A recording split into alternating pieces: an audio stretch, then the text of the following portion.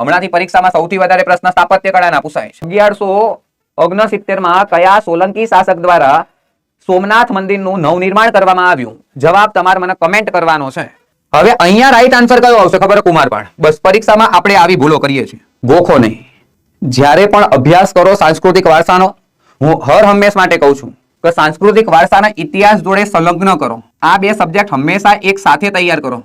આમ જોવા જાવ તો અલગ અલગ વિષય ના કહેવાય, આના સાથે તૈયાર કરવાની બહુ મજા આવી જાય. આના કેમ સાહેબ સાથે તૈયાર કરવાની બહુ વધારે મજા આવી જાય? એનું રીઝન છે.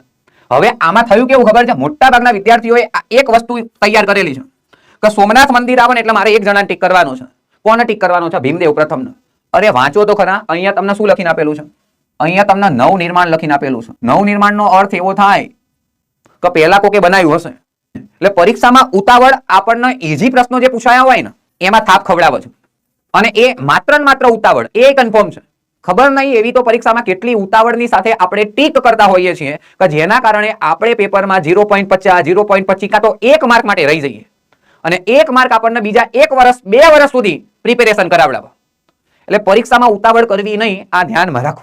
કયા સોલંકી શાસક દ્વારા સોમનાથ મંદિરનું નિર્માણ કરાવવામાં આવ્યું હતું? તો આ વસ્તુને ધ્યાનમાં રાખવાની. તો ભીમદેવ પ્રથમ આવતા.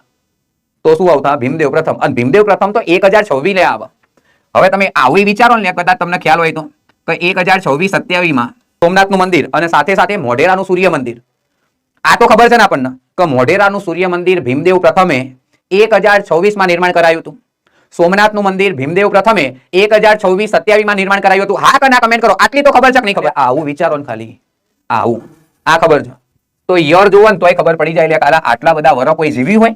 1026 થી 1169 કેટલા વર્ષ થયા? 125. અને એ પાહો જીવ્યો હોય એટલે 150 વર્ષ કોઈ જીવ્યું હોય? આવું મગજમાં વિચારો ને તોય આપણને ખબર પડી જાય કે ભીમદેવ પ્રથમ તો નહીં જ આવો.